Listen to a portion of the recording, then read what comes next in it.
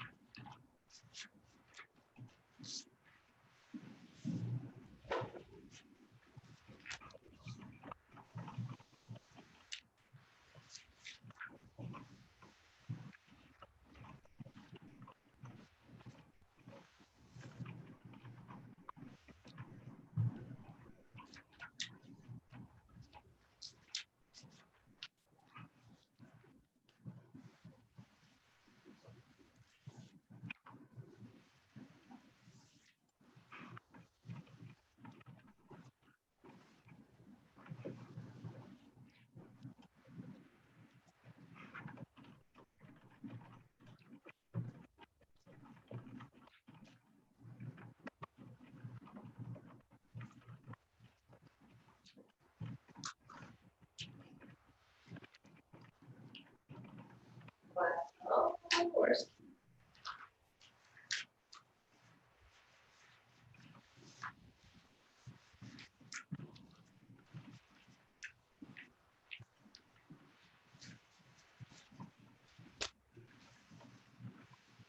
Honoring text key.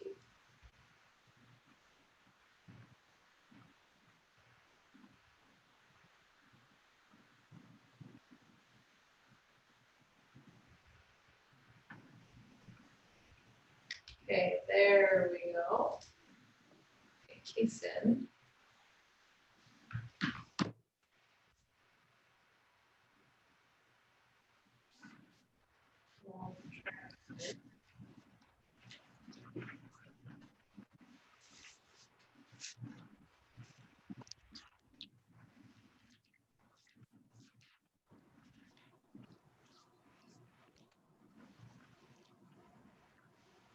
Hi, Keith.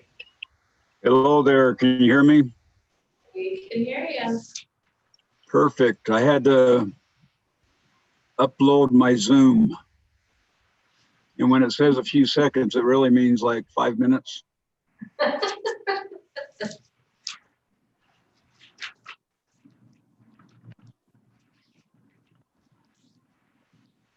All right. You can still hear me? We can still hear you. Okay. Why do we have two All right. keys? What's that? Why do we have two keys? Why do we have two keys? I don't know. You want me to boot one out? Yeah, please. Okay. You took the wrong one. Oh, which one? Let's see. Okay, Keith, start talking. So Can I you know. hear me? Can you hear me? Yep. Can you see me? No. How come you can't see me? Did you turn your camera on? Push your right button and you should have an option to join with video. Yeah, I should have. It says cannot start video.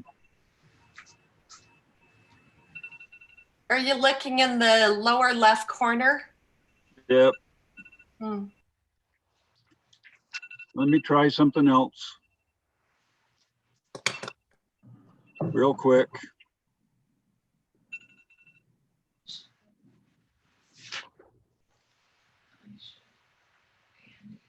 Keith, right click on the box that shows your reservation, and then Okay. you should get a pop-up that says start video. If you right click on your box. Okay. Did that work? I keep getting a message, cannot start. That's all right. You don't need to see my ugly mug. What? It's 5 o'clock in beautiful Reno. So Beautiful Reno. I'm here visiting 6 grandkids. Oh, that's awesome. Oh, and my daughter and son-in-law. All of those guys too. Hey, we Okay. got everybody.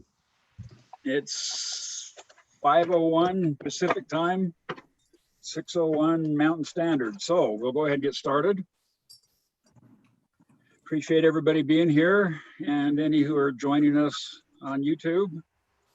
We'd like to begin with an opening prayer or reading or expression of thought. If we could have somebody volunteer for that, please.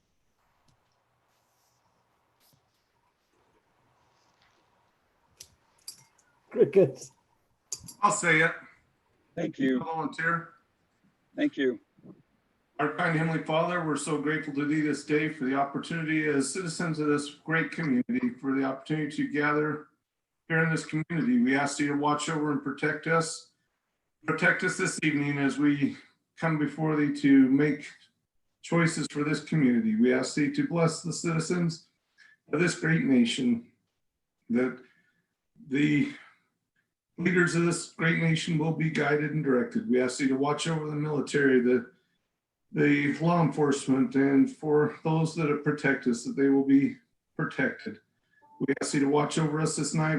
We will be led to do the best for our community. And these things we humbly ask for in the name of Jesus Christ. Amen. Amen. Thank you very much. At this time, we'd like to ask if there's a declaration of conflict of interest. If anybody's, hopefully everybody has read the agenda. If there's any conflict of interest, if you'd please declare so.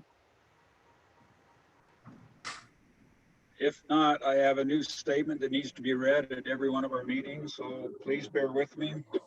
I guess it's a state law, state regulation. So in accordance with Utah State Code section 52-4-207, parentheses A, parentheses 4, I, Keith Priest, Pleasant View City Planning Commission Chair, hereby make the following declaration: that the state of nation and state emergency has declared in response to the COVID-19 pandemic, and that Governor Herbert has extended the emergency declaration for Weber County issued on July 24th and extending to August 6, 2020. And the state code has been amended to allow for the conduct of electronic meetings in an emergency without an anchor location, and that the Planning Commission chair shall read or cause to be read at each electronic meeting the reasons and facts behind the declaration, and therefore Pleasant View City Planning Commission shall hold electronic meetings as provided for in state code. All right, now that we got that stuff done, we'll go ahead and entertain a motion to approve the agenda as outlined tonight, and as well to approve the minutes from the July 16th Planning Commission meeting. I'll make a motion to approve the agenda for tonight and the minutes from the previous meeting. Thank you. Do we have a second? A second. Thank you. All in favor? Aye. Aye. Aye. I think in the future I'll say any opposed. How's that? All right, item number 1 is discussion decision on a lot line adjustment between parcels 19-230-0011 and 19-330-0005 and 19-330-0006. Applicant is Shane Rydalch. Jill? Okay. So, whoa. Sorry, my mouse got a little carried away. If you're familiar with this area, it's Country Fields. Here's 1100. Pleasant View Drive's just about up here. Well, it's a little higher because that's Dave Marriott's house right here. And so down here, this is the applicant. He lives at 1086, and where he's wanting to change the lot line is right here. In between his backyard and his 2 backyard neighbors. So this is currently what it looks like, straight across. And what they're proposing is right here. So it comes down a little bit, comes out a little bit more on the middle back, and then meets back here. It doesn't change the size of the current lots. They're all still within the required square footage, and all the frontages are the same. So really, it's just pulling the one corner in a little bit and bumping the middle out. And if you look, I don't know if I can zoom in, you can tell it's kind of green right here. They had, the previous owner, I'm assuming, had a fence put up, so they're just trying to make things match where the fence actually is. Both of the other 2 owners of the lots behind them came in, signed, they were fine with everything. So really, they just wanted to make sure everything matched with what's already there with the fence. Okay, that looks straightforward. I guess I could ask the reasoning, but I don't know if it really matters, does it? I mean, everything is within code and The new owner just wanted to make sure everything was adequate and correct because the fence was already there when he bought it. So I'm assuming the person that owned it prior put the fence up and didn't have it surveyed, or he thought that's where it was. So this new owner just wanted to make sure everything was correct. okay, sounds good. Is the applicant present? He was supposed to come. He said he was going to. He's been out of town. I do not see him on the Zoom call. So I guess he's not. Okay, commissioners, do you have any questions with staff at this time? No. If not, then we'll entertain a motion to approve or deny the applicant's request to change the lot line on the 3 parcels. I thought of a question, Keith. Okay, please. Staff recommending approval on this. They are. Motion to approve as presented. Thank you. Do we have a second? I'll second it. I'll change that. Any opposed, say aye. Motion passes unanimously. Thank you. Okay, item number 2 is a discussion on the online auto sales, storage, and parking lot conditions for conditional uses in CP1. Jill? Okay. And So- thank you for all the work. We know how much you put into this.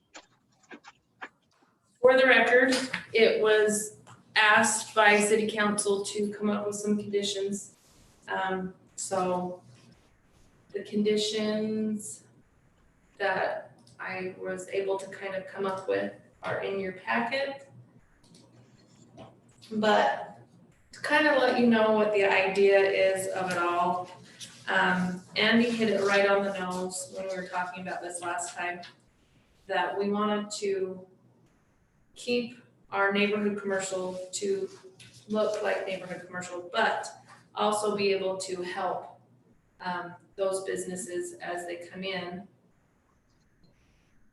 to work with our city, be able to work in the areas that they're hoping, but with the conditions that we have, they have to adapt to the conditions. And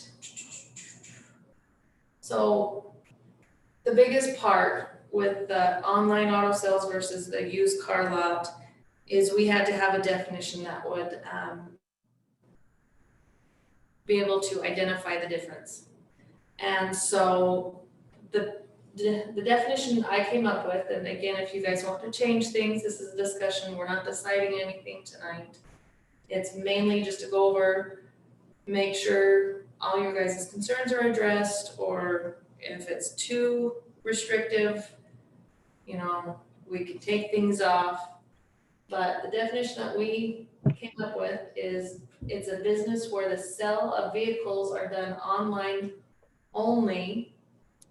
And there shall be an offer or an office for the paperwork and only. So not a place for them to come and look at cars. They can come test drive it, that's fine, but that's the biggest piece. It's not to have a car sitting there and have it be for sale with advertisement. Most of the conditions were pretty much the same from the previous, the used car lot. The entrances are the same, no access off of 2700 or 600 West. If it would connect to a UDOT road, they'd have to have the permit. That's no matter what type of zone or even a subdivision, they have to have a permit from UDOT, just to clarify on that. Parking. This is Keith's favorite. There shall be no on-street parking. There shall not be. No, there shall not be on-street parking. So in other words, if someone wants to come do a test drive and they're gonna drop a car off, there has to be a parking stall for them to park, to hop in this other car to be able to test drive. We thought a minimum of 3D parking stalls, which should be fine, for an online. The parking lot shall be paved with asphalt, concrete with curb, gutter, and sidewalk from the entrance and around its lot, the lot itself. So in other words, they can't just do the front and leave everything in the back, open dirt, and have people park on it. Does that make sense? Yeah, I had a concern about the time requirements that we're allowing, or I guess allowing is the word. We can put within the conditions that all the conditions have to be met within so much time within the conditions while we're updating the actual zones. Do you want to do that? I would like to see something that has a date certain. I don't mind if it's 12 months or 18 months, and I don't mind if there's extensions, maybe 2 6-month extensions, but the way the zone or the ordinance currently reads, the applicant can go up to 5 years, and I think that seems kind of crazy. Are you guys fine with 12 months? Commissioners? You guys are really quiet. 24. Maybe you should ask if there are any objections, because that seems to be the flavor of the meeting. Why isn't it when they build the thing and when they put their application in?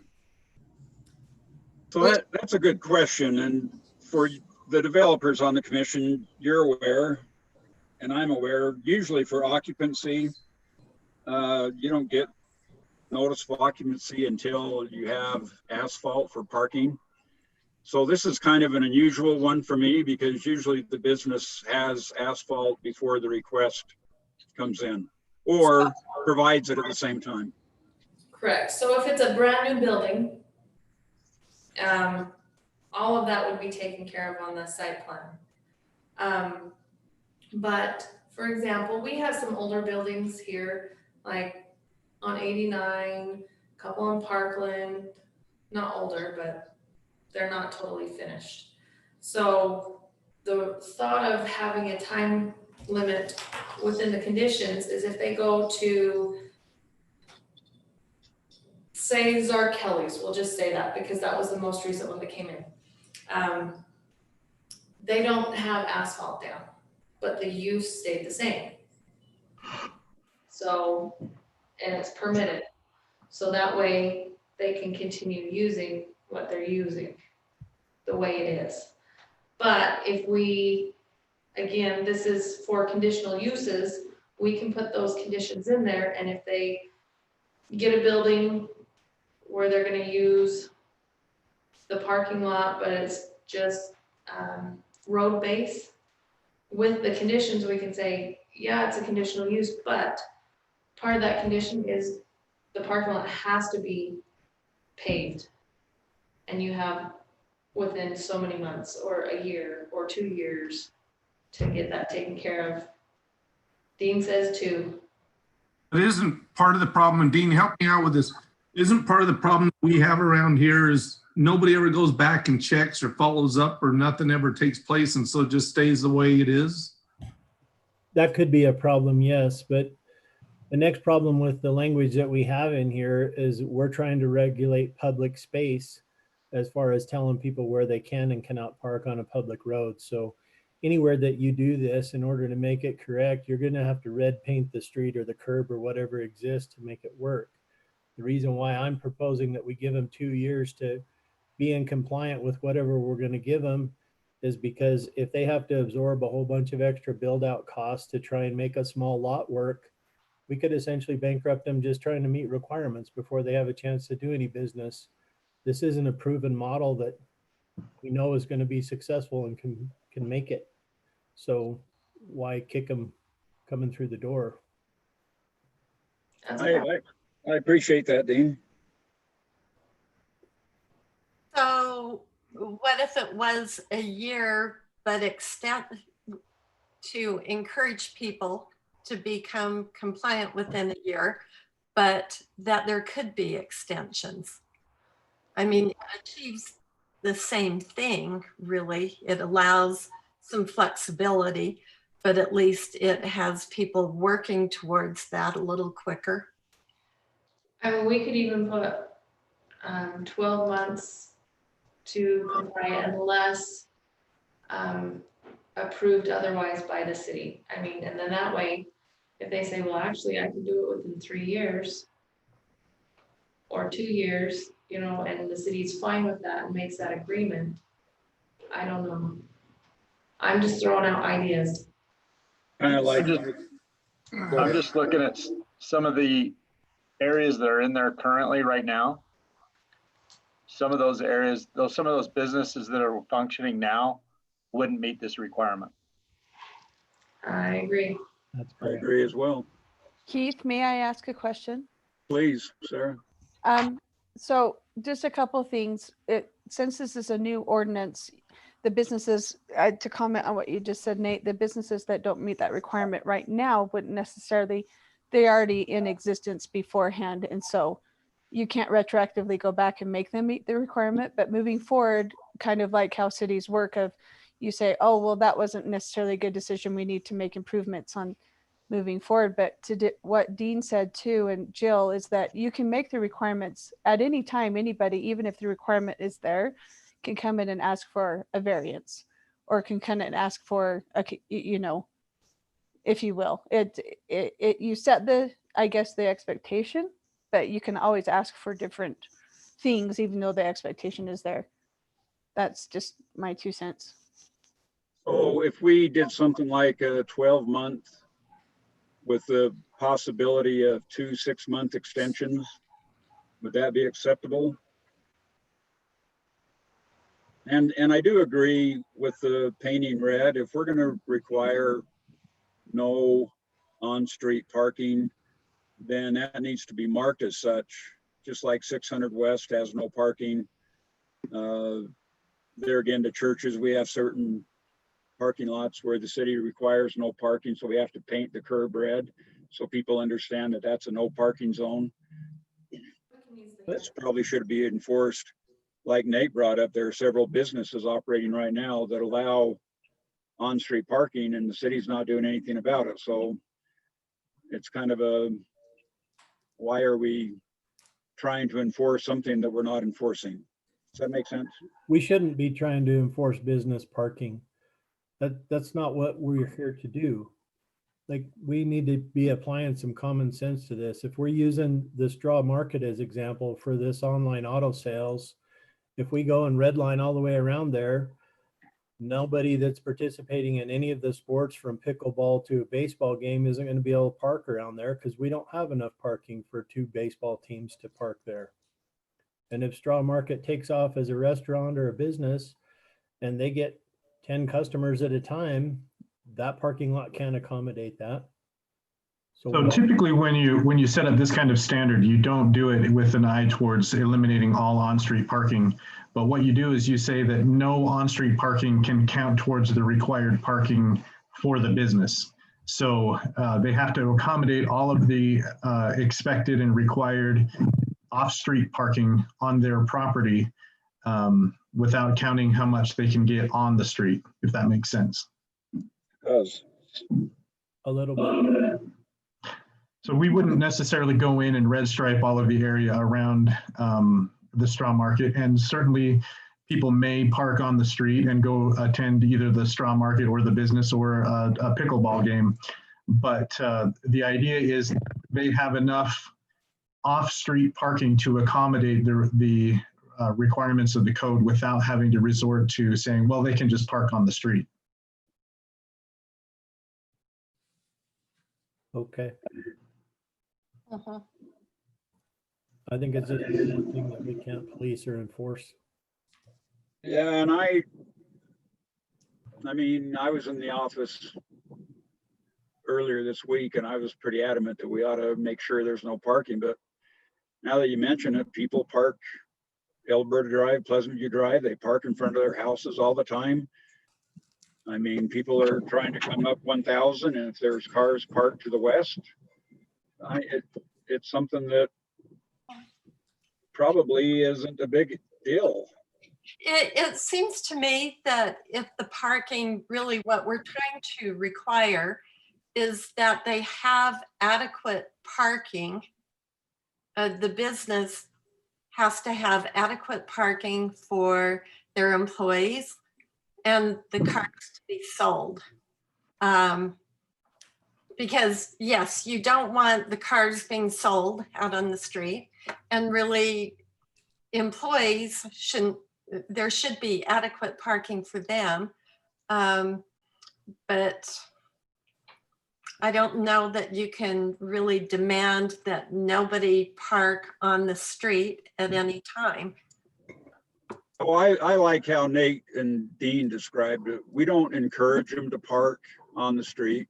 They have to meet the parking requirements per zone, Yes. but we don't put in the language, cars parked in front of the business will be towed. Yeah, I totally agree.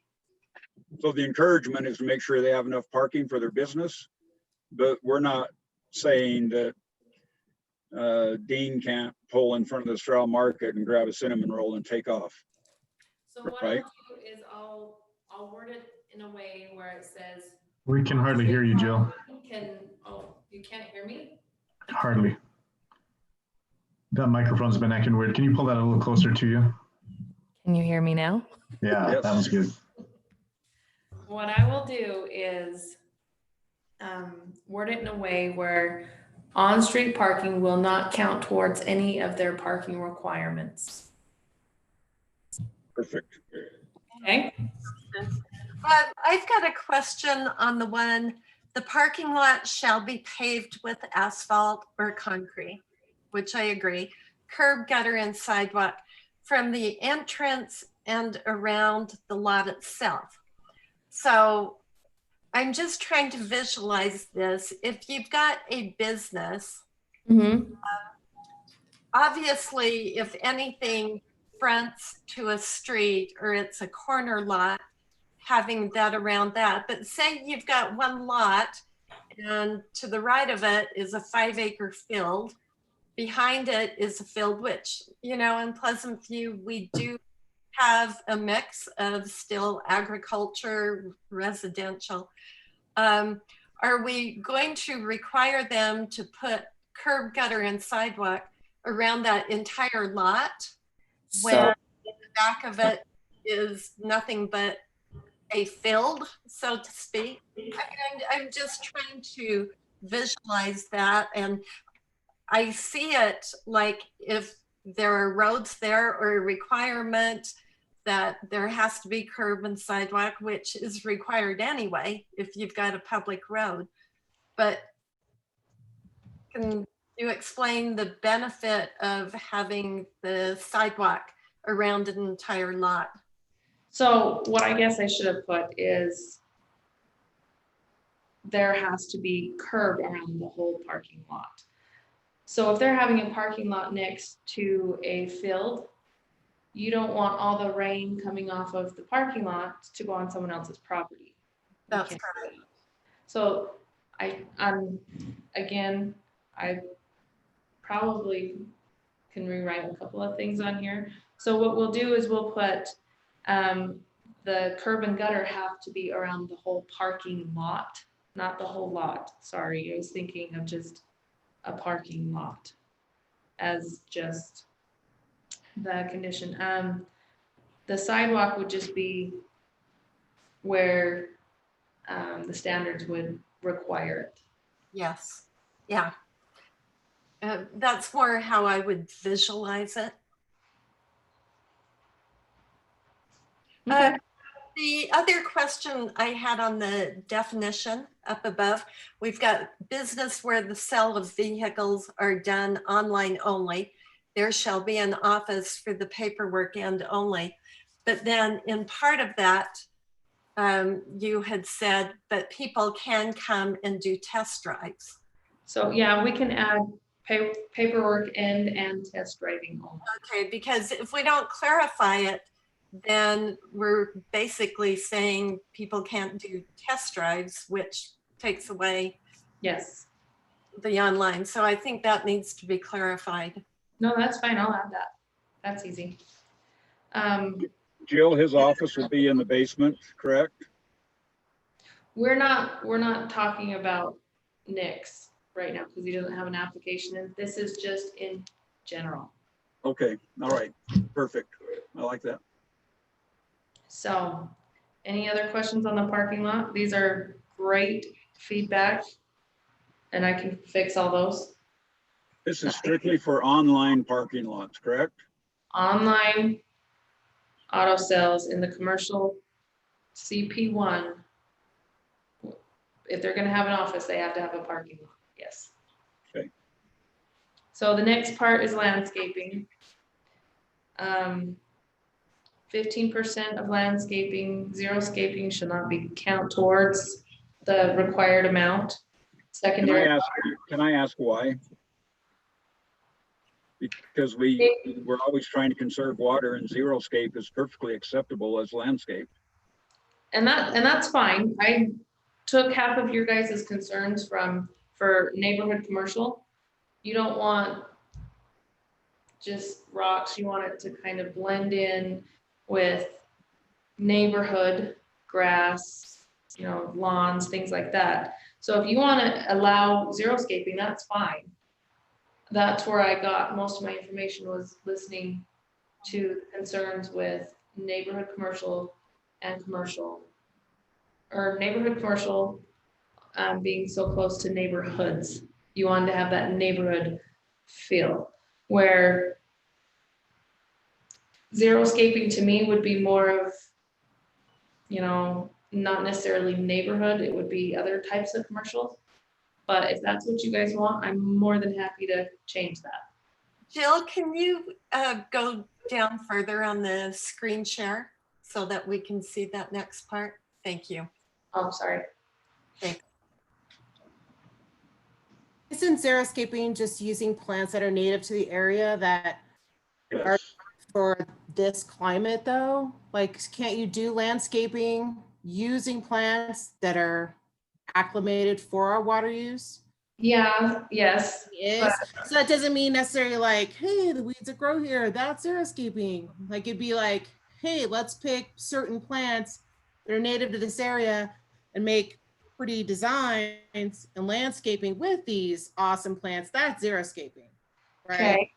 Xeriscaping is also the using rocks, not necessarily as much as, you know, other, You could have rocks and You can have and rocks. say fountain grass. But that uses less water. So that's good. right? So Desert. this, Well, that's that's why we're having the conversation. Are you guys all for this? And that, Yeah, is that, And that's one why I thing- bring it up also. one thing you need to keep in mind, one thing I want you guys to keep in mind, because I don't want this to come back and say, why did we allow this? I mean, as long as, It's a neighborhood commercial. A neighborhood commercial can pop up in anybody's neighborhood. You know, the only thing I have a problem with when we totally go this landscaping, the xeriscaping, is you see this pop up all the time, and we've had this discussion, is these people come and put all these rocks in, and I think it's wonderful, and all it becomes is a bunch of puncture weeds. And you can't do anything about it after the fact. And you can't walk up and down the sidewalk because it's just a bunch of puncture weeds. The kids can't ride their bikes up and down, and no one takes care of it, but it's xeriscaping. And isn't that wonderful? no, that's not wonderful. Oh, but that's, people say it's xeriscaping because I But don't to me, have that water. isn't. To me, that's a Again, mess. And, That's and people not exactly, taking care of their property. and that's gonna be exactly the frontage of your city right there. so that's exactly what I'm trying to get at. That's what we It were can't- for, and that's why one of the discussions over the years, that's why they took it out in the past, part of our discussions in the past.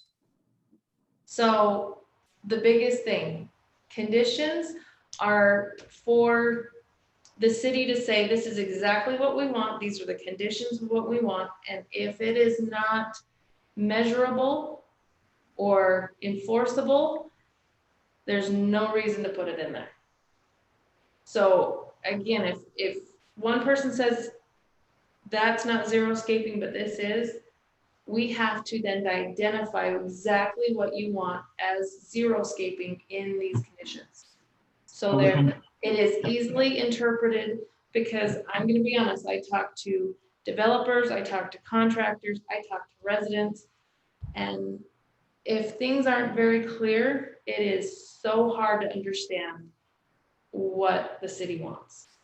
And in some of these other provisions you see where Jill has made an effort to accommodate those kinds of questions, both in specific kinds of guidelines as well as in more general requirements.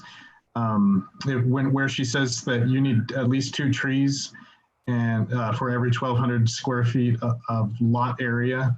I mean, that's a very specific and very clear guideline that developers and property owners can use to plan out their property. But then the provision just above that saying that it shall be maintained in a healthy, neat, and orderly condition, free of weeds and litter. You know, xeriscaping, you're absolutely right, Andy. So often it turns into puncture weeds and you know, desert bindweed or whatever, cheatgrass. And the issue is that one person's cheatgrass and weeds is another person's valuable landscaping.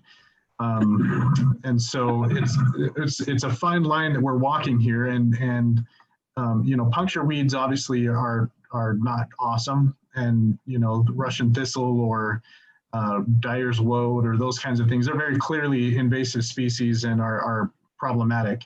But what if someone had just sagebrush and clump grass on their property? I mean, that's native and it's drought tolerant and it's beautiful, I think. So these are the kinds of questions that we need to ask ourselves as we're going through this process is, what does it mean to you to have someplace that's in a neighborhood commercial area that still maintains a neighborhood kind of feel and yet isn't an onerous burden on a property or business owner to come in and maintain and operate and, you know, is environmentally responsible and all of the rest of the stuff that we're all concerned about. That's the balance we need to strike here. I like what Jill has put in here. I think that's acceptable for me anyways. And I'm fine if you guys want to change things. That's not a big deal to me. I have to be able to enforce it. Well, we all know what that lot has looked like over the years, and it hasn't been attractive. And there again, I know we're not talking specifics, but now I'm going to go specifics along Pleasant View Drive. So I would like to see something maintained that shows some shrubbery and you're right, the neighborhood atmosphere, trees blend in. Every resident has a tree or a couple shrubs. I think what you put in is fair. And if you guys rather, if we put, okay, if you're gonna get close to spot zoning, but if you say if you're in this area, this is the type of landscaping we want. If you're closer, because CP1, that's the zone that we're looking at for these conditions. There's down by where Woody's is, that's CP1, and the future land use map shows a whole lot more than just what Woody's lot is. So that could be something different. And then the storage units down on 1000 and 2700 West, that's CP1. And all along 89 in front of Willowbrook, which is not that far from the Zarkellis that we were talking about. That whole frontage is CP1. And then There again, Jill, I have to interrupt you a second because I thought we were talking specifically on this one parcel of online. The properties that you're describing could be full used car parking lots or a full new car parking lot. yes. So if we're talking just an online sales, 15% with shrubs and trees, because it's a neighborhood commercial, I'm all for that. But if you're saying that this is all we require for any business along Highway 89 or 2700, I don't know if I would agree with that minimal requirement. And that's why I wanted to have the discussion. And, I get the whole xeriscaping. I don't know if you want to say, okay, if it's if it's on these or these main roads or these roads, this is what our requirements are. So for example, I'm gonna exit sharing my screen for a second.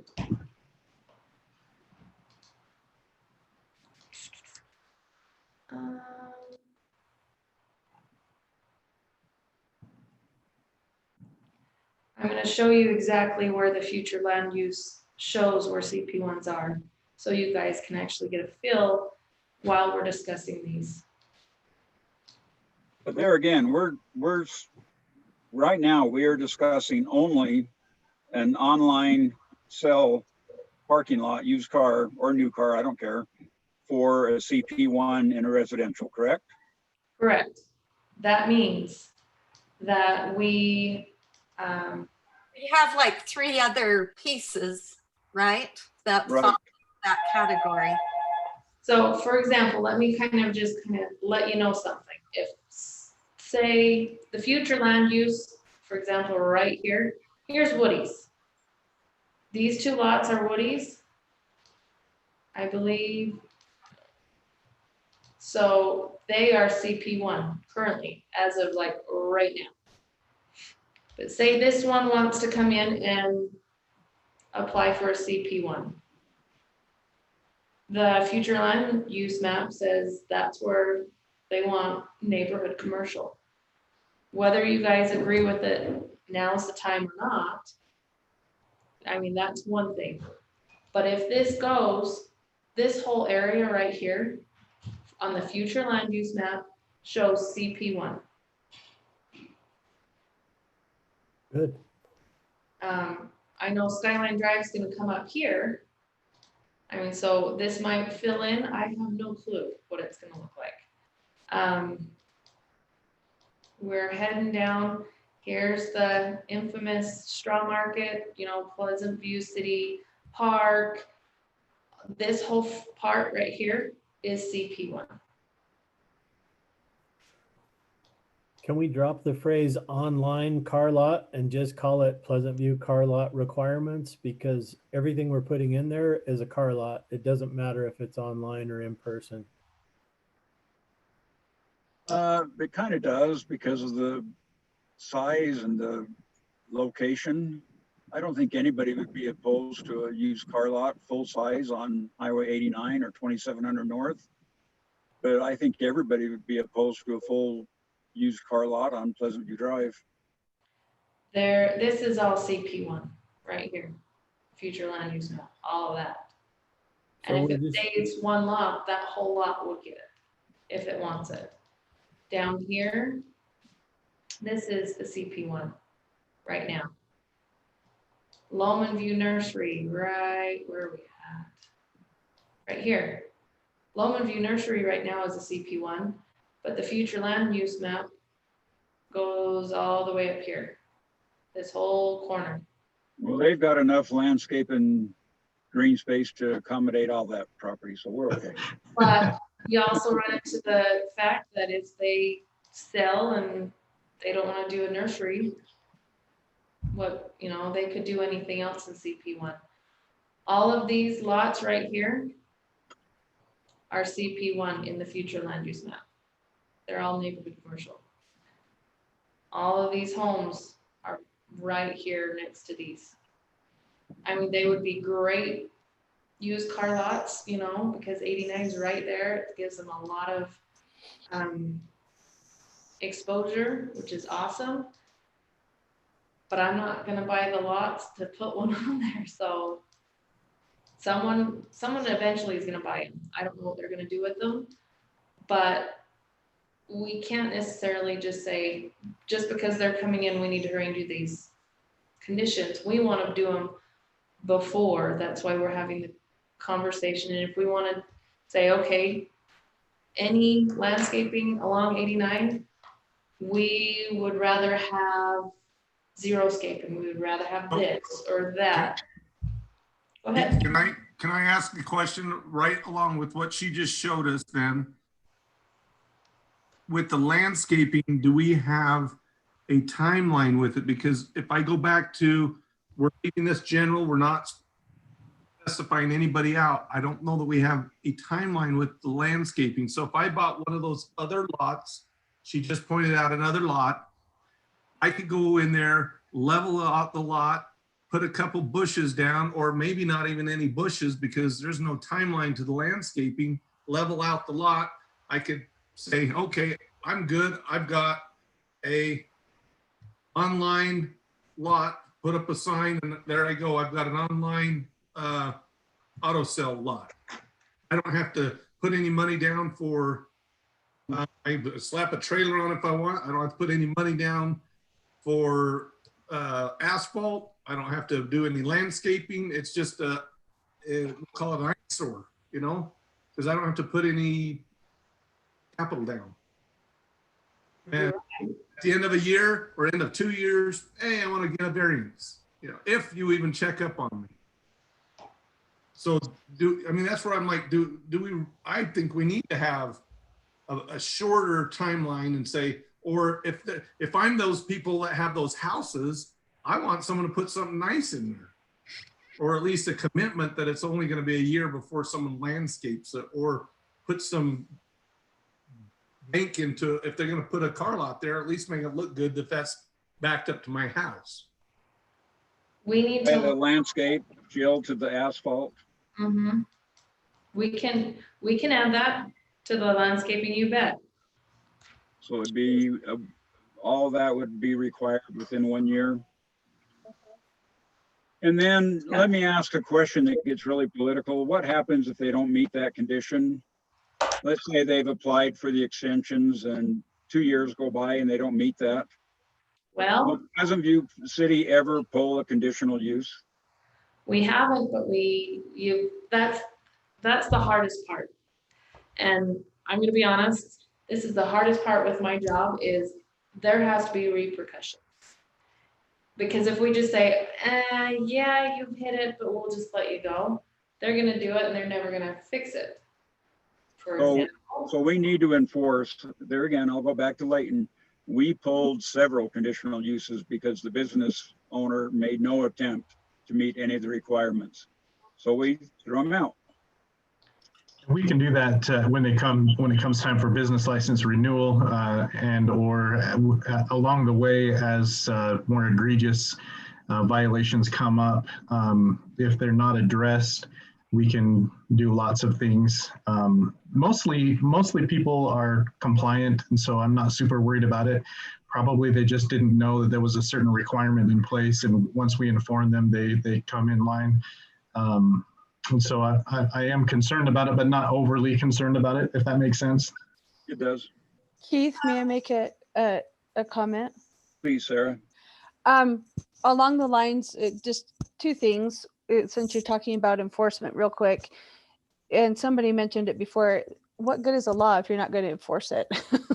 If you're going to have the expectation and if you're going to write it down as a law, because cities do have the right and have broad discretion to be able to write down, codes and things like that for in behalf of the city for the betterment, general welfare and safety, blah, blah, blah. But if you don't enforce it, there's no point. And I could, if I started to list all the lots that are out of compliance right now, I think that I would take up the rest of your meeting. And so I think we could all join you in that discussion. We are aware of the ones that are out there. So you've got to enforce your code and your laws. But to what somebody else says, if you don't spell out clearly what your code is with proper language, there is nothing to enforce. And so it may seem restrictive when you're writing these up of we can't, we shouldn't, but you better, otherwise you can't enforce it. You set your expectation at the first. And if you don't, then there's no reason to write the language unless it's enforceable with shall and what your expectation is very clearly. There you go. and I agree with that 100%. Commissioner Priest, Yes. all of this has made me stop and think about human nature. And maybe it's my own nature. If I'm told something should be in a year, and then I've also heard, or my understanding, but you can have an extension of 6 months or up to a year. A lot of people's human nature is just to push it to the furthest point. Maybe I'm wrong on that, I'm speaking to myself, but maybe we would be better off to maybe have a year and a half and have it be an expectation for compliance than to have, yeah, we want it in the year, but hey, we'll give 6 months here, then we'll give you another 6 months. I mean, that could really draw out almost indefinitely. Yeah, so our current ordinance reads right now that it's 2 years with 3 6-month extensions. So we're looking at 3.5, 4 years. Yeah, and I'm not even saying it has to be a year and a half, but maybe it ought to be a deadline. Jill's hand is raised. Jill, go for it. Okay, so for example, our development code, an application is only good for so long. Right. Well, a preliminary is only good for a year. We do have that option for an extension. Do we sit and advertise it? No. But if they come and they say, okay, I wasn't able to do this, and I know I'm at my deadline, what are my options? Because my deadline's in a month. What are my options? Then I can say, okay, and pull out my code book and say, okay, well, actually, you have this option. I understand you're kind of stuck. So why don't you apply for an extension? And an extension would have them go back through and get approved saying, okay, I see where, what your issue is. And it's, for example, our preliminary or our final extension goes to city council. And we had a subdivision that had to apply for an extension and they went through city council. They said, okay, we weren't able to get this done because of X, Y, and Z. That's why we're applying for this extension and city council approved them. I mean, so it's as simple as that. We're giving them an option, but we don't sit and advertise it because I don't want to just say, okay, this is how it is. It's expensive because our conditions, but we want to help them get to that point, because Dean made a good valid point where they want to be successful and they're trying. And certain things, like for example, supplies are expensive. But at the same time, we don't want to allow them to have 5 years. So, I mean, I think, in my opinion, and it's not my choice, the 1 year with the ability, doesn't mean they're gonna have it, the ability to have a max of 2 6-month extensions, and they have to do a 6-month every time. I mean, that, to me, that's a little bit more reasonable, even if it's a 1 6-month extension or a 1 12-month extension. Oh, I agree with Julie, and my opinion, let's not go 18 months. Let's just say 12 months certain with a 6-month extension if there's circumstances that warrant those exceptions.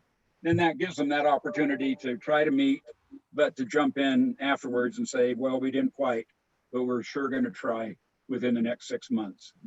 Are you okay with that, Julie? Yes, I do have a question on those extensions that you had just talked about, Jill, that they go back through the city, it goes back to the city council. Is there a fee attached to that? Okay, so why can't we attach at least a nominal fee? Because every time you get an extension, you're taking staff time, you're taking people's time to do it. We, with the, I don't know, just the economic climate that we're working under now, if it's taking more staff time, it maybe should have not a penalty attached, but I don't know. Incentive to get it done in the time frame before. So it's not just like, oh, that's too bad. Yes, you can. It's $50 for 6 months. If it's not done in that time, it's going to be 75 or 100 or 20 or whatever. I don't know. I'm not the one that makes up that amount. So what do you charge? You just said that the one that recently went to the city council, how much was that extension? That was a couple of $100. Well, $50 then would be pretty nominal. I mean, Dean has his hand. What's our loaded cost for a planning commission meeting or for a city council meeting? I'm thinking more of our staff time though, like Jill, people who are We doing. have to know our loaded cost. Like, if we're going to charge $50 or if we're going to charge $5,000, we want to make sure we're going to cover our loaded costs. If we're going to have a review of something that we've already approved and they're doing an extension and we're going to charge a fee, it doesn't have to be profitable, but it should cover our loaded costs for that time. So if we know a staff person costs us $75 an hour loaded cost, and we know that it takes 2 hours to process a renewal, then we know we need $150 to cover that renewal. Not to be profitable, just to not go in the hole to help somebody. That's completely makes sense, I think. So somebody's got to figure out our loaded cost to actually review a renewal or even an application. Like, I don't even know what our application fees are, but if our application fee isn't covering our loaded costs for Jill to write up and spend all the homework she does and Bill to be able to oversee everything. And I mean, I do this for fun, so my loaded cost is free, but we should be covering our loaded costs when we're doing this. Like, Your time is invaluable, Dean. Let's be honest.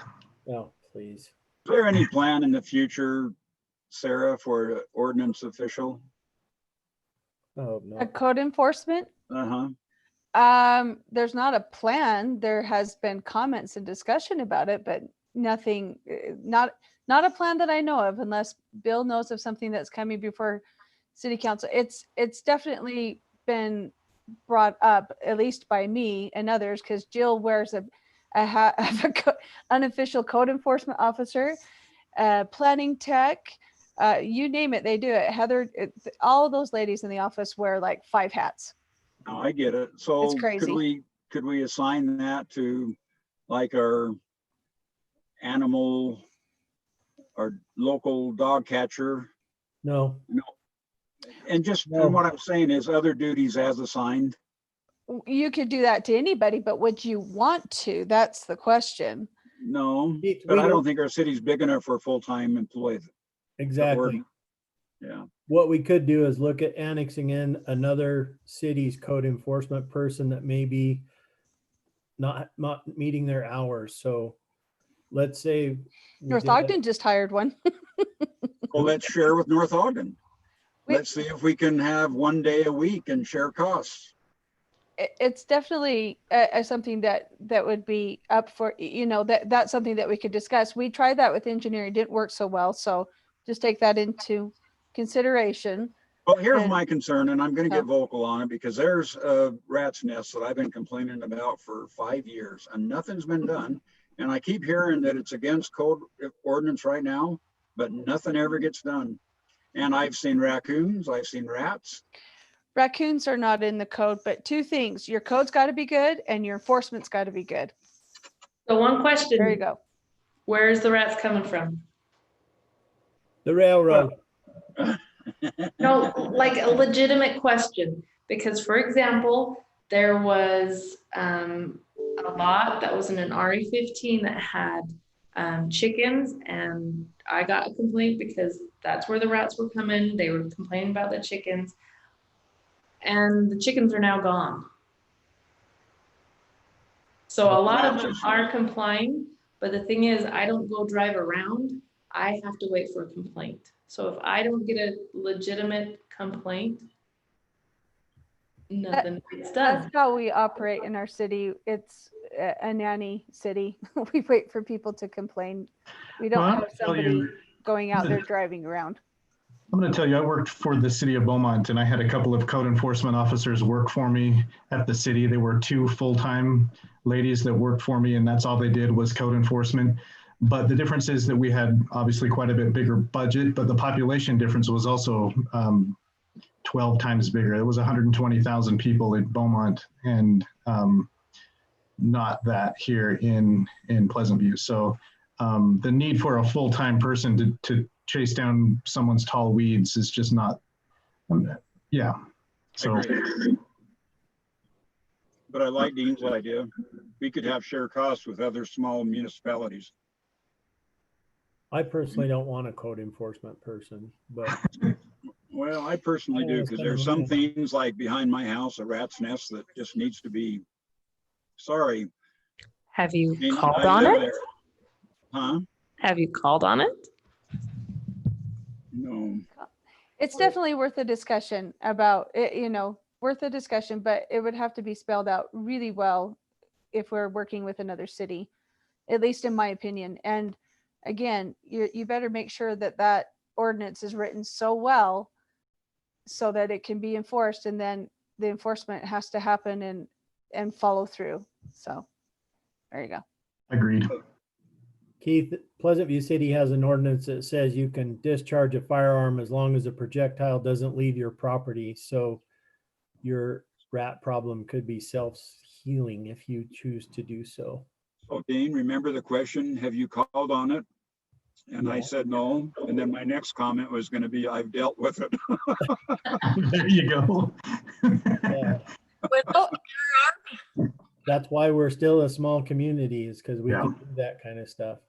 How in the world do you do that though? How do you enforce the firearm not leaving your, your property and stuff? Pointed down. That's crazy. Yeah, you have to be on the roof or in a tree stand is what I found works the best. But Hey, but it's she's- not even spelled out that way. You know what She I asked- mean? So how do she you asked the enforce question, that? where's the rats coming from? Coming from All right, Gold back Farm. to the rats. Back to enforcement. Sounds like we might have people calling in on Dean. I don't know. I haven't heard anything yet. Okay. Okay. Well, let's not beat a dead horse, but that's something that really needs to be discussed. We're talking about ordinances, but if we're never going to enforce them, why exercise the effort in futility? if we're gonna talk about these things and put them in code, we ought to enforce it. That's why we want to make sure these conditions are enforceable and not interpreted as, like, for example, I'm gonna be honest, a smell, that's interpretable. What might smell horrible and disgusting to me might be someone else's perfume and they love it. So that's why these conditions have to be enforceable and very clear. Spell out exactly what you want and your expectation is. Don't leave, We're just spell it out. things being objective rather than subjective. I agree. And we need to be proactive and not reactive. Okay, so going back to the conditions. The use, well, what did you guys want to do about the, I like it how you have it. I like it how you have it. and if it's a bigger lot, they're gonna have a lot more requirements. And we make sure we tie that in with the other timeframes on the conditions. Yes. One extension, right? 12 months with one extension. Okay, And I agree with Dean, let's charge according to the low costs, whatever that is. And that's why I asked if we had an enforcement agent. I will look to see how much, and then what happens is I have to present it to city council, and then they chew on it and figure out if that's reasonable or if that's, we need to, yeah. So, Sarah's laughing. They just want to make sure we're not overcharging. That's it. Their intentions are good. I'm not trash talking city council. They have good intentions and they look different angles, so. Yeah. Um, I look The at council always wants options. it's not overcharging, but encouraging people to be responsible after a reasonable time frame. yes, I agree.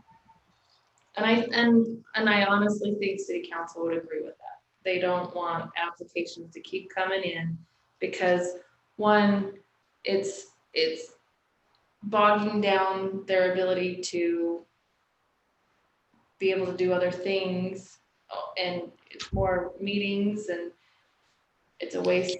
It's arduous.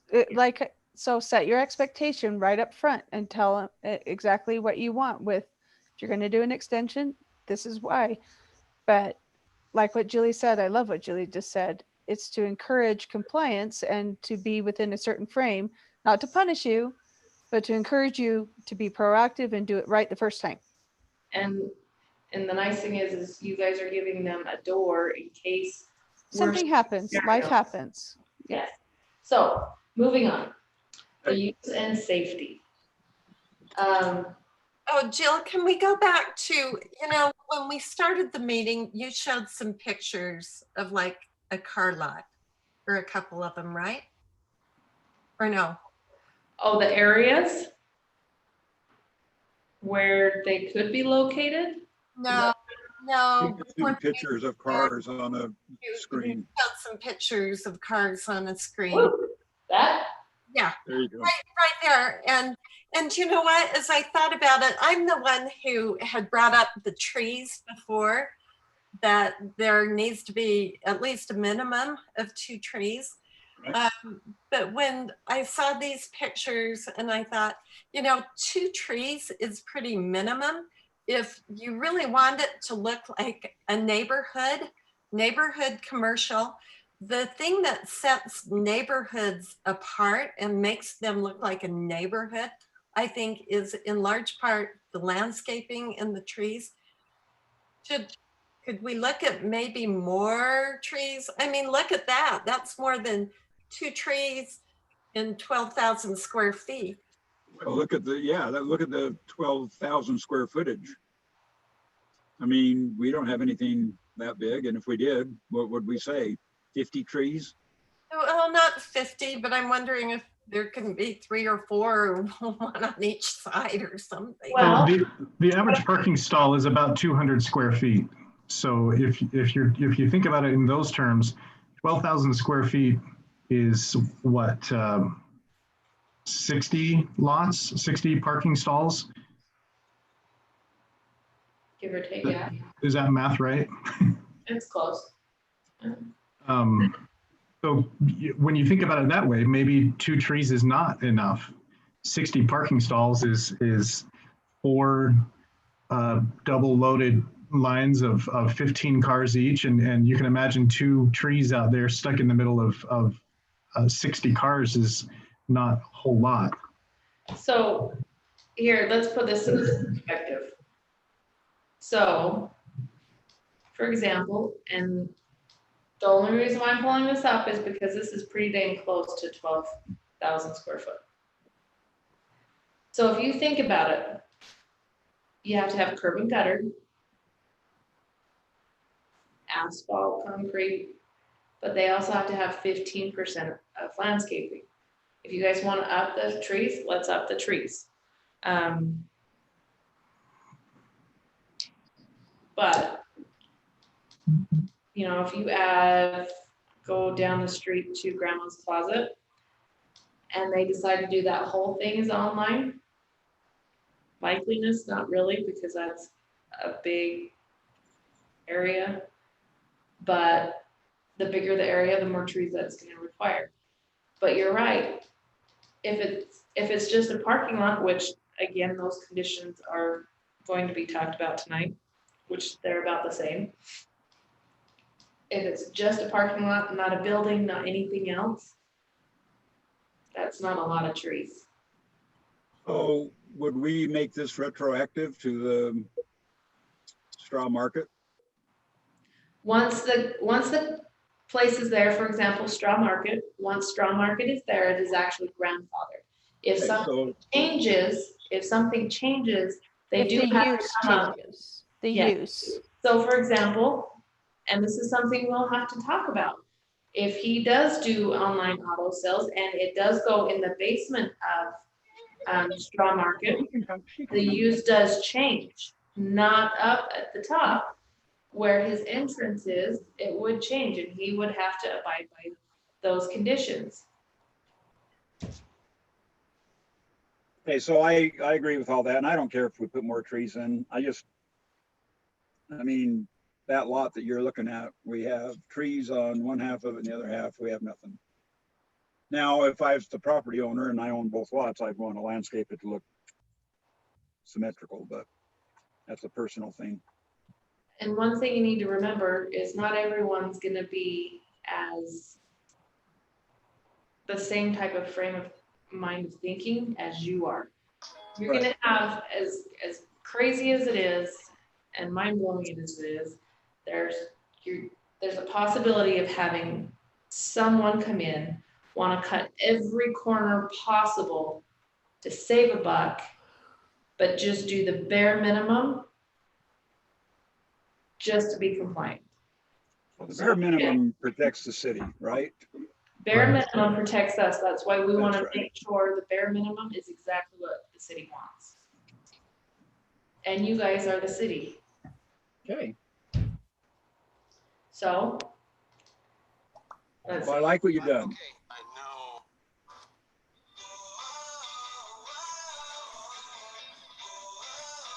Sarah, is Got that you? music playing. Oh, That was I- happy. I'm muted. Wasn't I muted? No, you're not. No, I just. Oh. muted. Sorry. You're right. Okay, so going on, the use and safety. Here's a concern. And I'm only saying this because is it likely? No, but is it possible? Yes. Any CP1, they could all do online auto sales.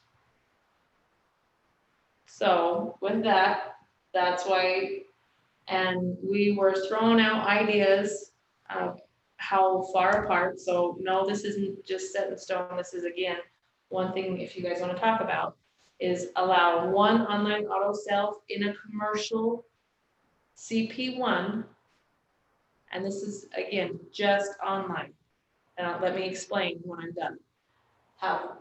Allow one online auto sales in the CP1 within 5 miles of each other, only one within 5 miles. Here, and Anne asked me a question about this earlier this week. What about 89? You know, say they want to do a used car lot, does that eliminate them? No, it doesn't. That's why we had to identify the difference between online and used car lot, or a car lot in general. Does that make sense? It does. So if I wanted to have a car lot, whether it's used car lot or new car lot, regardless of that, if I want to have a car lot on 89 and we had, say, a lot by Woody's wanted to do an online auto sales, would that hinder me? No, because one, this is only within CP1 and it's only online auto sales. It's not going to hinder anything else but online auto sales within CP1 zones. Okay, so I like what you just said, and I think what you, just me personally, think what you've put together is fair. I would add the 1 year time certain with a 1 6-month extension. And we'll put that at the front. With penalties, obviously, and then if Julie, whatever you have in mind for additional landscape, I'm all for trees. I'm a tree hugger, so I just don't want.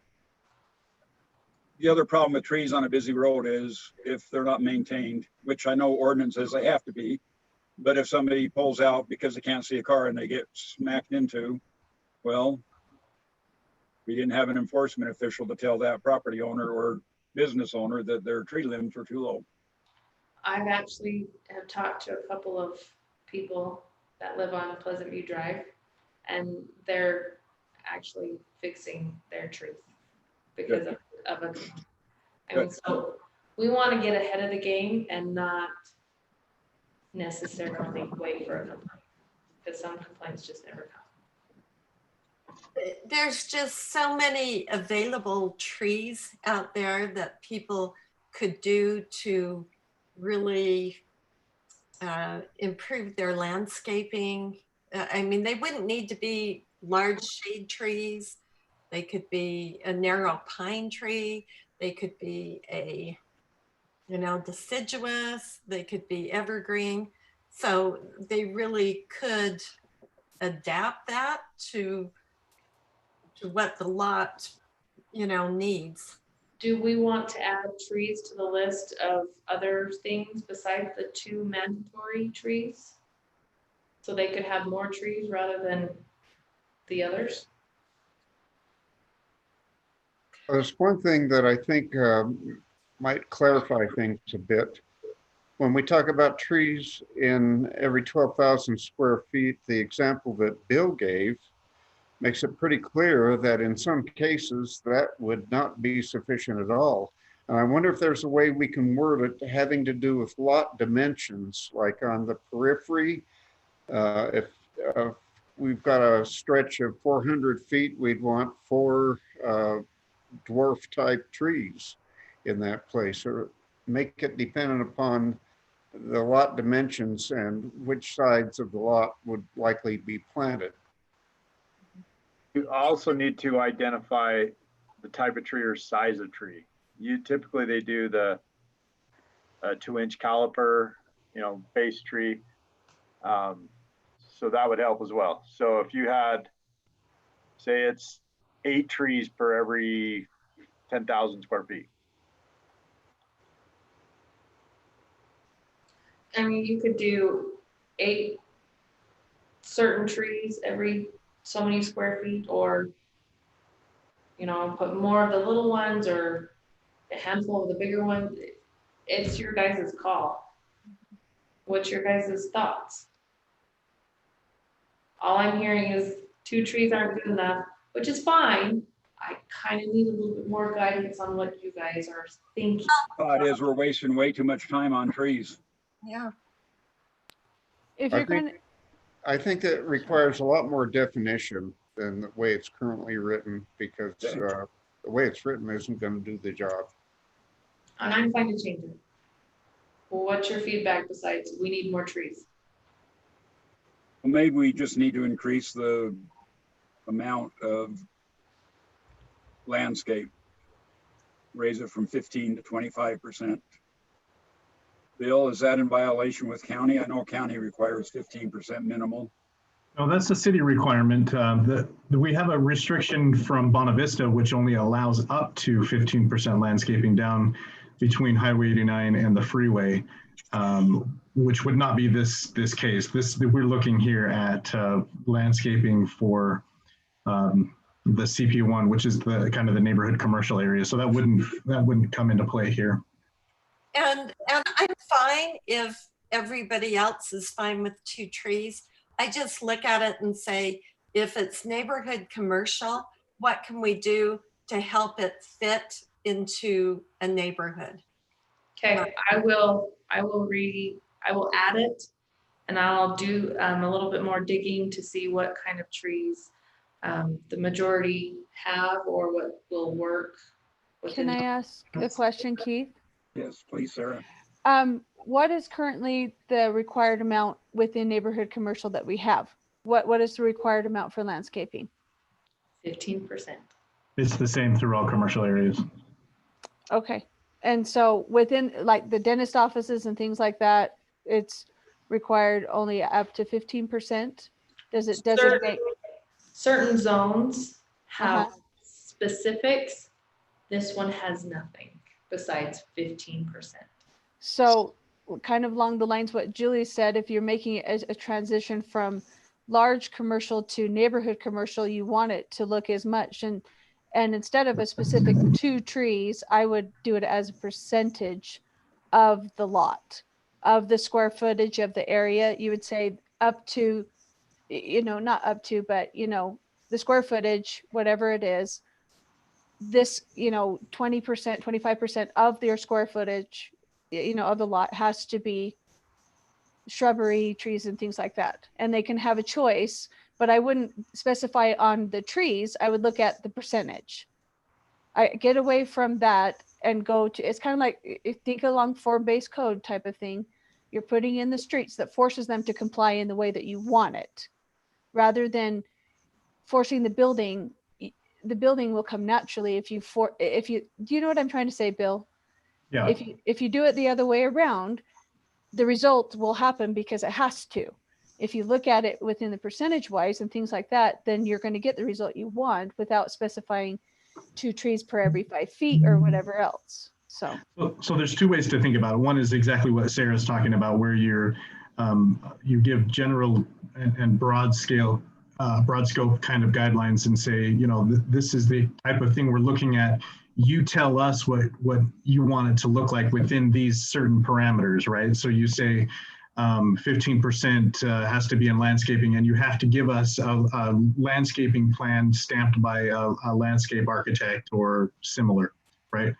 The other requirement, and you see this where people are trying to develop a certain kind of theme in the city or in certain areas where they will say, we only want red maples in this area, or we only want sycamore trees along Highway 89 in Brigham City. Those are the kinds of specificity that you might see in those locations because they're trying to develop a kind of theme. And I tend to agree with Sarah a little bit on this because I think that what we're looking for is not necessarily a specific theme, but more, here's the sandbox that you have to play in. Now you guys figure out what you want to do within those general parameters. Logan City, they require flowering pear every 20 feet in all of the parking strips throughout the city. And I'll tell you, nothing screams 1995 like a flowering Bradford pear, right? I mean, they're just... Well, I'm just saying, I removed 2 because of site issues and I got cited from Logan City. Well, they're awful. They're awful trees. They're pretty for about 2 months or 2 weeks in the springtime rather, and the rest of the year they're nasty. Well, if you do it in the percentage ways, it gives people a little bit of flexibility of what they can afford. And you can be specific of obnoxious things like cottonwood trees and things that you don't want to see. But if you give them a percentage of what you're looking for, they have a little bit of flexibility of what they can afford and what the city can approve, but you still get the ratio that you're looking for of neighborhood commercial. Right. Very much agree. Can we say 20%? And No. then in the future, spell out a few more? No, No, Dean? no, if you listen to what Bill said, he said that the requirements from Bonavista Water say a maximum of 15%.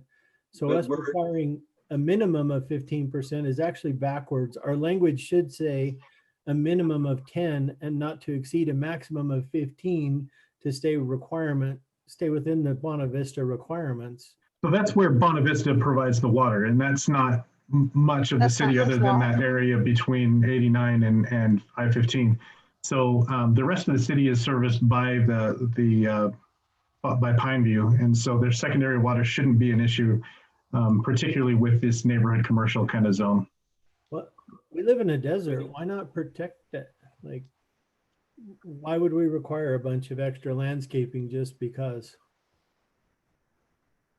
Like, why would we spend that extra water and that money in, like, a city that requires trees every 20 feet needs to have an unlimited sidewalk budget so they can keep up with the damage that the trees cause? Like, it's backwards. No, because it's the property owner who's responsible to maintain the trees and replace them when they break. Logan's got it down. They actually have a forester department. That's who gave me the citation. Logan has more than 3,000 households though. Yeah. Well, and they also have Utah State University that really has people who specialize in that sort of thing. Okay, can we move this along because we're spending a lot of time on trees? Hey, it's your meeting, boss. No, then let's move it on. Jill, if you want to put something together, maybe we can talk about it next time. 20%, or maybe like Dean said, a minimum of 10 up to 15. I said, I'm not trying to be ambiguous. I'm just thinking that we're spending a lot of time on something that's much ado about nothing. So what I'll do is I'll get some things together. We can discuss it and decide it next time. Is that okay? Is that acceptable, commissioners? Yes. Yeah, it sounds pretty good. Okay, moving forward. There shall not be any blocking of the flow of traffic when vehicles are being dropped off at the location. So for example, when you do online auto sales, you gotta have the stock there or the vehicles there to be able to test drive, correct? Well, someone's gonna have to come and bring the vehicles. And in neighborhood and commercial areas, it's not necessarily like Parkland where the roads are wide and can accommodate trailers and things like that. So that's the reason, because we want to be somewhat accommodating to some commercials, but again, not bending over backwards. We are fine with that as long as it's not blocking the flow of traffic or impeding anything while they're dropping these vehicles off. There shall be no outside display or sale of parts or tires. So it's just reinforcing that this is all online. So we're closing any loopholes. No amplifiers, speakers outside. The vehicles. This is the most specific spot. There shall not be any vehicle or equipment rentals. Does that make sense? Yes. So, I mean, that's a big thing. They shall only be able to sell motorcycles, passenger vehicles, trucks with weight of 0 to 14,000 pounds. So that covers your F-350s, F-250s, those kind of bigger trucks. But then we're not getting into the commercial dump trucks, the heavier size trucks. Does that make sense? Larger than a 1 ton. Yes. So that's, we're saying you can't have anything higher than the 14,001 pound or heavier. So that's taking out any of the large commercial size vehicles. It was requested to have 3 vehicles out in a parking lot waiting for test, on display. To keep to the online auto sales and be able to have that oh my goodness, the difference between a car lot and an online use or an online sale, where the city, the staff is fine to have 3 vehicles out there within their parking lot. But it's for those that are coming in to test drive only. They can't have any signs saying we're for sale, because our interpretation is that becomes a used car lot or a car lot. Does that make sense? Eyesore and a nuisance, to be sure. So that way we can enforce saying, okay, you can't have any signs on that vehicle, because then it becomes a car lot, not online auto sales. Does that? Yep. Okay. So if I want to sell my car, I can't go down to the online guy and say, do you mind if I park my car here and put a for sale sign on it? I can't do Yep. that. You cannot. Okay. We don't want these cars to be nuisances either. So again, we're trying to avoid major damaged vehicles, not a lot of rust, broken windows, the same type of things that we were talking about with the used car lot. The storage of the vehicles, because they have to be stored somewhere. There would have to be no more than 6 vehicles. That's what the number we kind of came up with.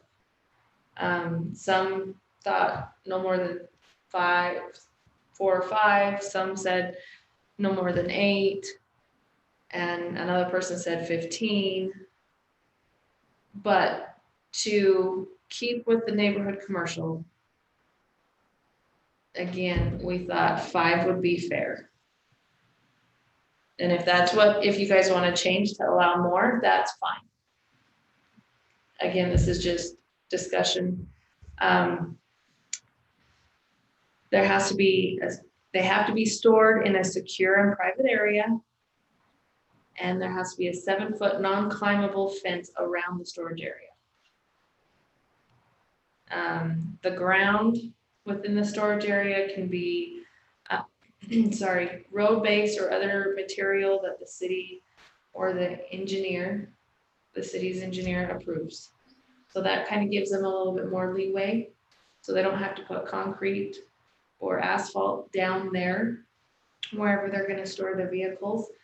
But it also helps deter anybody walking around thinking that there's vehicles there that they can kind of go and break into with that non-climbable fence.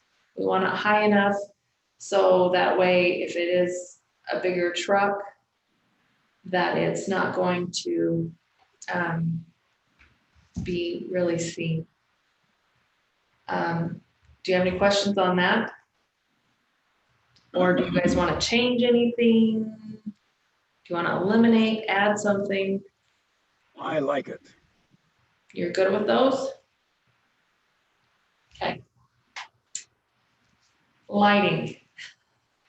All lighting shall be kept on their property. We don't want light trespassing on anybody's property. So if my neighbor ends up, I don't live in the city, but say I do, and my neighbor decides to rezone they're open lot to CP1, city council approves it, they do an online auto sell. I won't have light on my property, it stays on theirs. When you say lighting shall be dark sky compliant, do they know what dark sky compliant is without you putting it in here?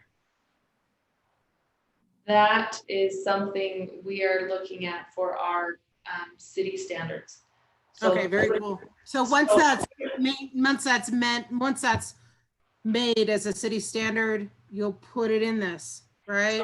So in other words, when this is all done, because this is just the discussion part, when I'm fine, next time we meet, which would be the 20th, it will look as if it is the ordinance. It will refer to our standards. It will it'll refer to the dark, oh my gosh, I can't even talk. It'll be pointing down to the ground less than 3,000 Kelvin, right? It will reference Those what kinds of our, things. what our standards say. It will say, please refer to city standards And there will for, be dark sky compliant. yes, thank you. I'm tired of this. Right. Moving, are you guys good with that? Yep. Okay, moving on, signage. I did talk to the county's motor vehicle department, and I've listened to Nick on the requirements for a sign. That is the requirements for their minimum requirements for a sign. That's the AAA Association. That is the Weber County Motor, oh my goodness, Motor Vehicle Association. That's their minimum requirements, which I thought, okay, That's pretty big. that would be our max if that's what you're wanting.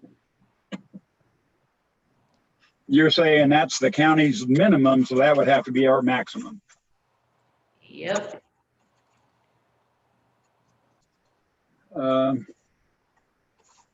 I don't like a sign that big, but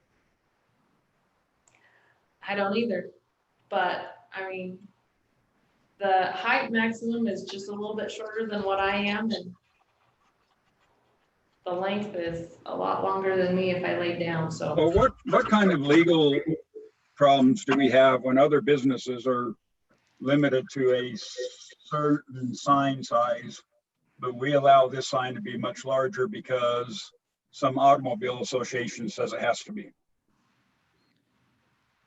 Doesn't that open this up to litigation?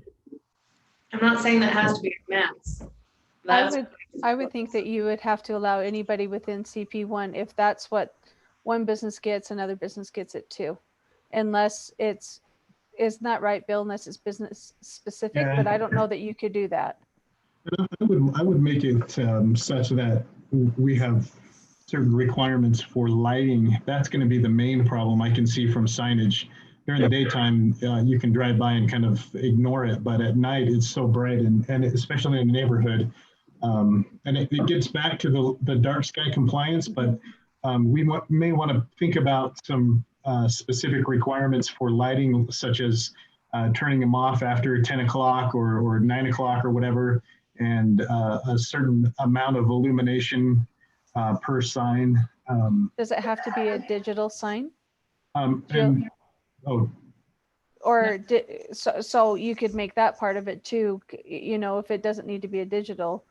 But just, I would think, to your question, Keith, unless Bill can correct me, that if you allow one business, you would have to allow everybody within CP1 to have that too.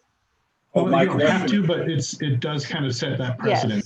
Yeah. So my question is, why are we letting an automobile dealer association dictate our signage ordinance? That's my point You're exactly. not. We don't have to allow this. We can just say this is our rule and that's what it is. And that's what I like. So what is the current signage size for a business? For in general or CP1 or? Well, Because I guess in general, currently in CP1, what is it? we don't have a max. Okay. But per se. But here's my thing, Jill, is when we have an ordinance and we set the ordinance, people have the right to come and appeal to us for a variance. Why can't he go to them and say, the city has an ordinance, can I have a variance to comply with their ordinance? And I agree with that statement. They can. Why can't we stick to our ordinance and say, this is what we want because it's within the city limits or within the city proper part? We want to stick to it and have him go apply to a variance to them, not us change our rules to comply with them. Well, And I'm fine with that. If that's what you guys want to do, that's fine. I would say that I put the it in city there. has a somewhat unwarranted reputation for being unfriendly to business. And if we did this, could potentially come off as being business unfriendly for this specific type of business. And so, you know, there's a desire to look like we're open for business. But Bill, 4x6, we're talking about trees and we're going to put this monstrous sign. Oh, I'm not disagreeing with you. If it were up to me personally, I would say no signs at all. But So Bill's right. So let me explain. So you kind of have the background out of all of it. Because Bill and I'm going to be honest, we're caught in the middle. We're caught to, you know, we hear you, the planning commission, we hear it, we're behind it. But then when we try and enforce it and developers or contractors or business people come and, I'm gonna try and say this politically correct, complain or go to certain people that has a larger voice, we'll put it that way, has a larger voice and is persistent and keeps pounding, whether it's the city or the city council or anybody that's willing to listen, then Bill and I get told we're hard to work with, we need to be more accommodating, we need to be able to work with these commercial companies, so we need to bend. And if we don't, No. again, No. it's not that Bill and I agree with it, but we have to bend in order to even get it to work. So for example, you guys come up with these wonderful ideas and, you know, have these restrictions or guidelines. And if it doesn't go through city council, we're back to square one and we have to try it again. Where that, I think, I'm hoping with this meeting that we're gonna work with city council, they can see the same things that you guys wanna see and have the same feedback where they're just getting it from the commercial people, the developers, the contractors, where they're not hearing you guys as much because you guys haven't met. Does that make sense? So there's a saying, government for the people, by the people, or of the people, for the people, by the people. And then we say that we have someone who's got more authority in the city that overrides everything and says, this is okay. That's not okay. That's a problem. I agree. But Bill and I have to do what we're asked. So I think what we need to do is have enforcement codes, and either people meet them or they go to Harrisville or they go to North Ogden. I don't want to be business unfriendly, but I don't want to be, let's give to whoever pats my back a bigger favor than somebody who doesn't know anybody. That's absolutely wrong. I agree. Bill and I agree. Bill and I have this conversation every day. Bill. it's tough. There's a balance there, obviously. And you know, again, this is the neighborhood commercial area. And if you want to make this the most restrictive and the most neighborhood friendly type thing, I think that's right on. Limiting the size of the sign, you know, let's be honest, I've never been attracted to a business because of the sign. Now I've used them for wayfinding and finding the place of business, but you know, anymore with GPS and things like that, if you are looking for a place, you're going to be able to find it. Signage is becoming less important, I feel like. But again, there's a balance there. I'd like things to be no bigger than this sheet of paper. You know, that's your sign. That's how much you get, especially in a neighborhood commercial. But you know, I recognize that there is some value in a sign, and if we want to put a reasonable restriction on that, I don't think that's unreasonable either. Keith, may I make a comment? Please. To what Bill just said, again, you guys have a role. You make your, what you feel is, you know, conducive. I overuse that word, appropriate for neighborhood commercial. And I think Andy or somebody else said the applicant always has a right to come into the city and ask for, you know, if for some reason they apply for a business license with the state or whatever else and can't comply, they can then prove that. But set your standard, set your expectation of what you're looking for, and then go with it. So let's cut that sucker in half, 2 by 3. But Sarah, my point is, can't they appeal to Weber County? Yes, they can appeal to the people who license them. They can appeal anywhere, and that could be a request upon the city. It's all in your approach and whatever. You're looking to be business friendly and also to be neighborhood friendly. Strike your balance of what is appropriate that you feel, and then work with them within the parameters that you have set. It's not an outright no, it never is. It's these are the parameters. For instance, a very small example, Founders Day with the health department, they were ready to shut us down, and I went to her, the director, and I said, don't shut us down. Tell me how we can make it work rather within the law.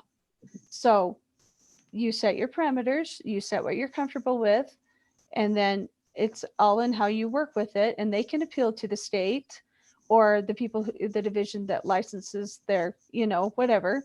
And that can be one of the avenues that you work with them.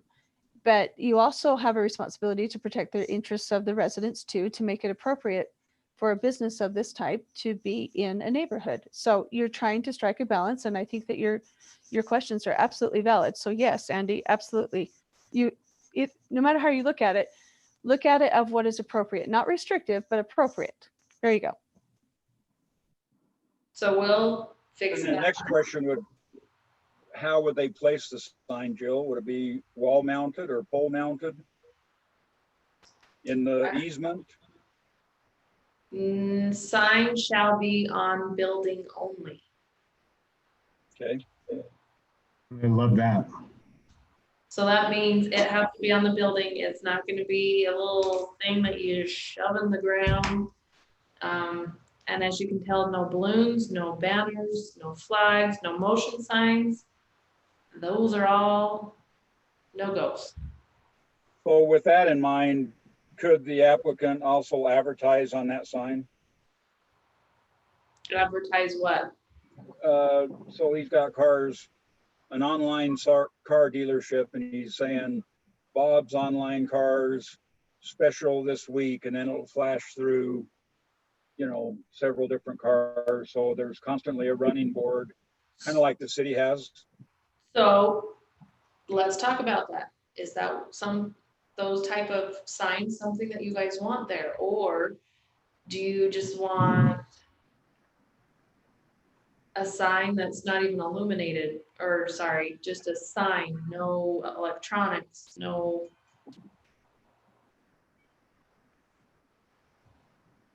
What do you guys want? Because whatever you guys want, I need to make sure that it's enforceable and we have the conditions of whatever you guys want.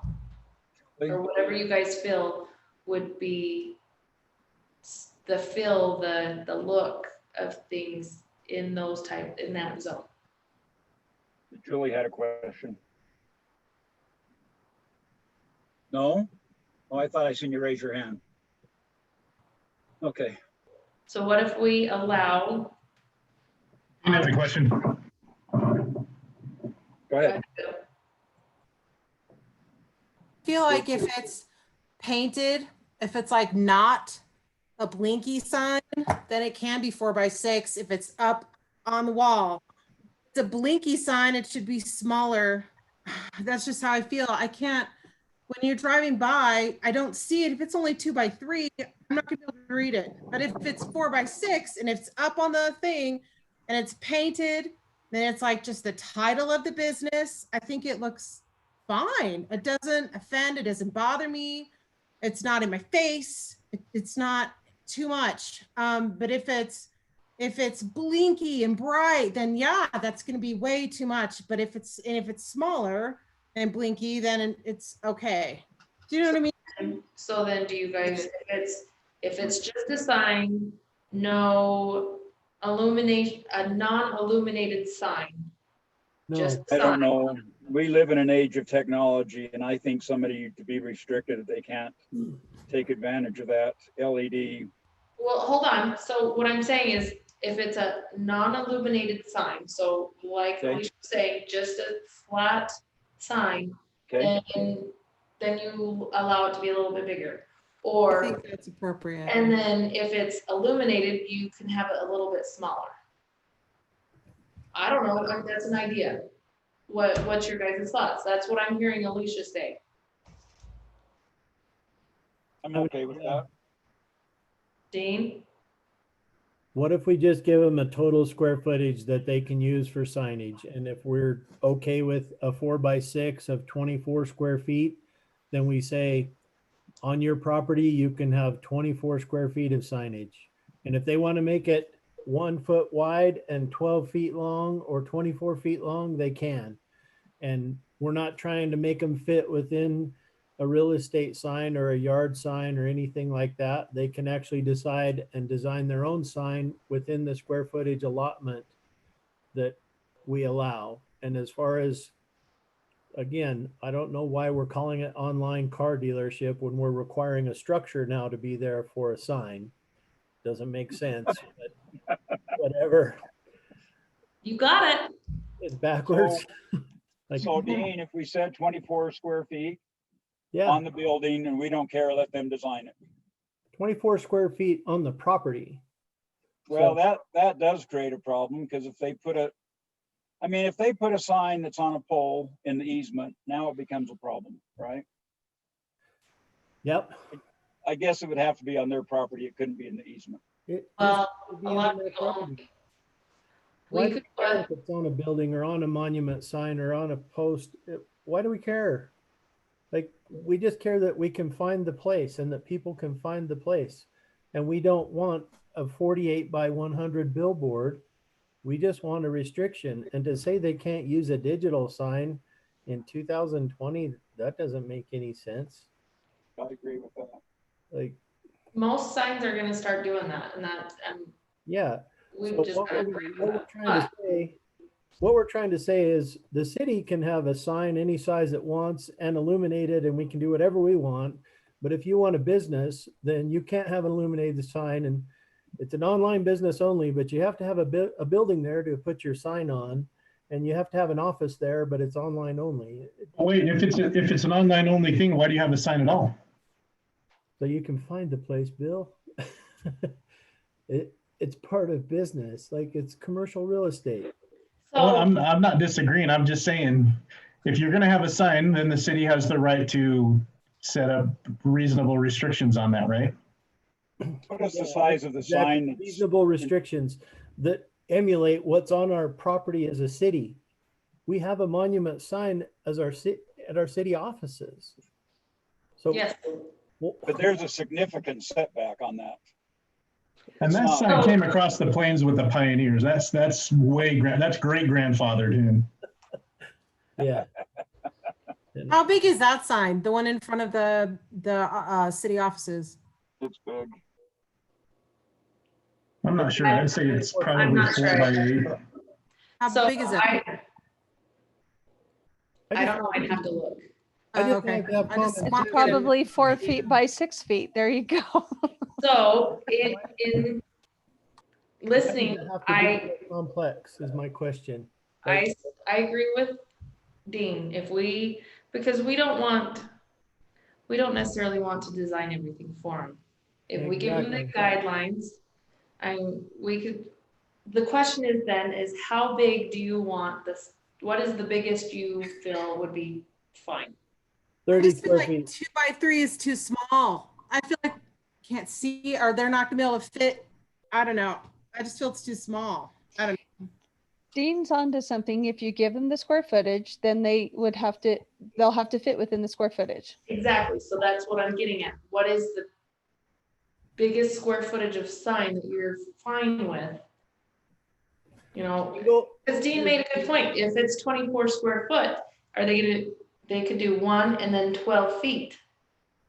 Hey, they Are could you do fine with that? 48 What feet. do we don't tell care. the other businesses that have already been, what size is the sign on the dentist office, the old dentist office? It's now a preschool. I don't know, I'd have to look. So I mean, whatever size that sign is, since it's allowed, we ought to let them at least have that size. And that's fine. And we can say, okay, you're allowed X amount square footage. And you have to keep to building code. That way it's not in the easement, and then they can do what they would like to And- be creative. May I suggest the height requirement so it doesn't go way high, but that's just the thought. I 'Cause think we square already have that. footage is ground. But I absolutely agree with Dean. If you're trying to fit something in, tell them what they can have within the square footage rather than the sign itself, and let people be creative like the landscaping. I agree. But we have to have a height requirement. I'd also say while we're on the subject that all businesses in a particular location have to share the same sign space so that you don't have 3 or 4 businesses in the same space that all have the same. Yeah, North Ogden did that, didn't they? Like with their North Ogden, like what Little Caesars is and all that, they all have to share the same sign, yeah, right? yeah. I think that only makes sense. I mean, whenever there's a strip mall, there's just one sign that has all the businesses advertised on. So if you're all okay with the verbiage there, the only concern that I have right now is what's the height requirement? Coconut rule. No, absolutely not. What is that rule? I'm not familiar with that. That's What's a the coconut? 20-foot sign. Put it Oh, as high as you want, so Harrisville can see it, North Ogden and Huntsville. But Hawaii has a building and a sign ordinance that says no buildings and no signs can be taller than the tallest coconut tree in sight. we don't have a coconut tree. there you go. So there's There no you sign. go. Genius. Adopt that verbatim. But the height limit for a building is 35 feet. Oh, Dean, you're not serious. I might be. You're not. We You can't never even really put know, Dean. 35-foot steeples on our buildings. How tall is the city's sign? The city office building. I It's would probably say it's about 12 feet. in height. Yeah, overall. Yeah, it's huge because it's on a huge mount. It's How on a tall plinth is, and then it's got that peaked area. how Yep. tall is the preschool / bank sign? Is that what, 6 feet? That's what I was asking. That I believe is 6 feet, because I can Probably stand go look at these things. about Yeah, a foot taller than I am. we'll do a little field trip. Jill and I will go do a little field trip with a tape measure and figure it out. I think if you go with a dentistry / preschool, since it's already established and it's a digital sign and it's already on site, if they want to match something like that, that's being consistent, I feel.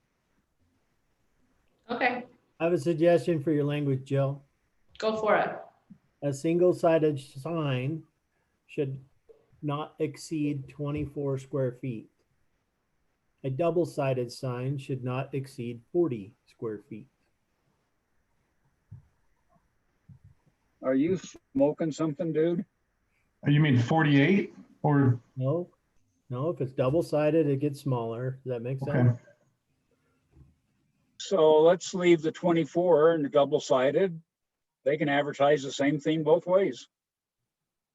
So we're giving them 48 square feet of signage, however they want to use it. No, Yeah, I like I see what Dean's. you're saying. I like Dean's. It goes smaller both sides.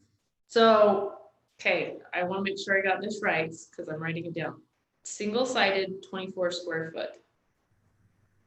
Double-sided, 40. Correct. Okay, But let's take a twist on that.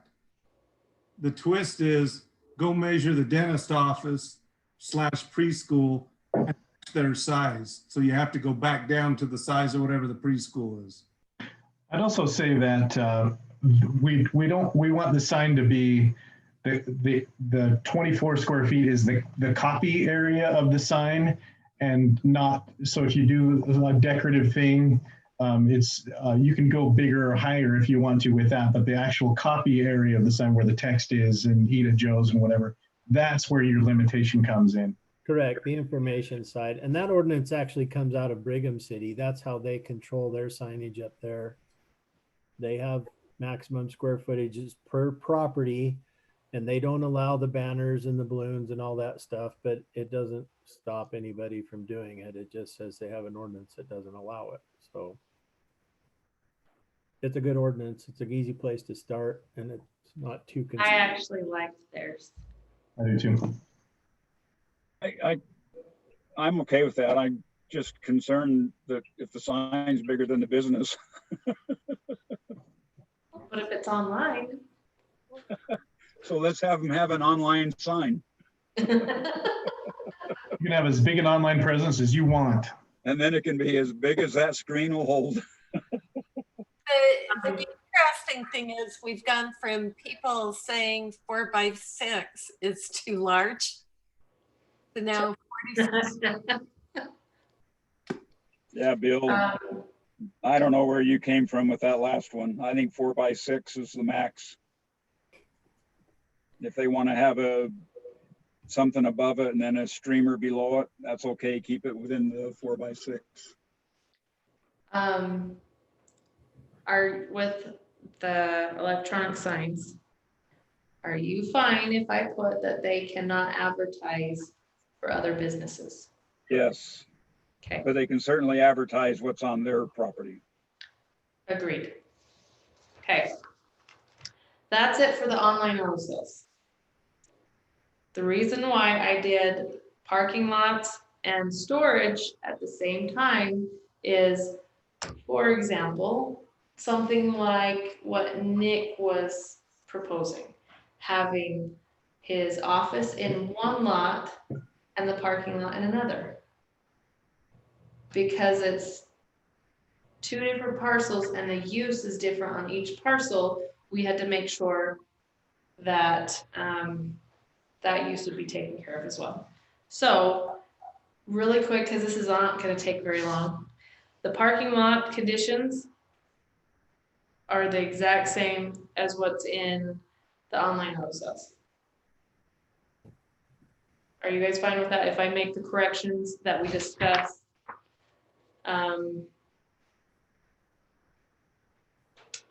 I thought previously you said it could be adjacent. The office could be adjacent to the property.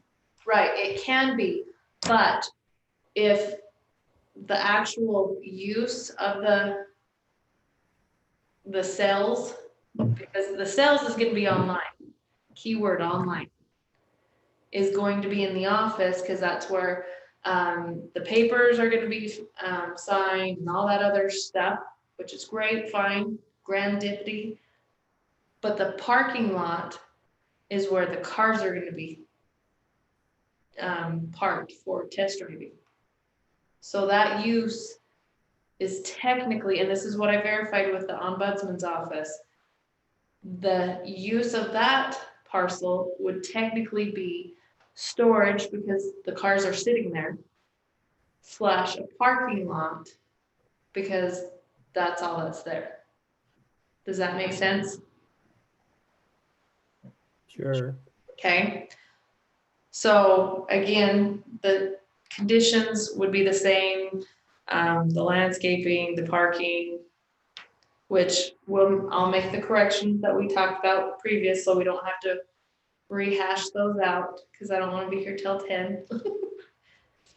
And then the snow removal, just make it safe, that type of thing.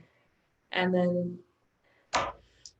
the storage, the only thing different with the storage is it refers to our city code of 18.42, which is supplementary use regulations because we have storage facilities.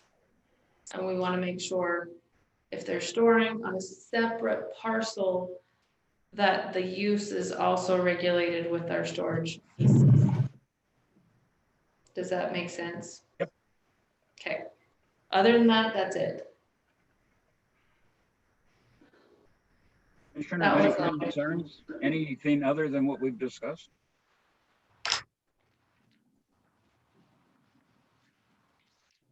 No. Okay. Thank you, Jill. Bill, thank you. We'll see more of this in the future, in the near future, I know. In 2 weeks. So can we move on to commission communications, which I have nothing, but if commissioners, if you have something you'd like to discuss, this is the time.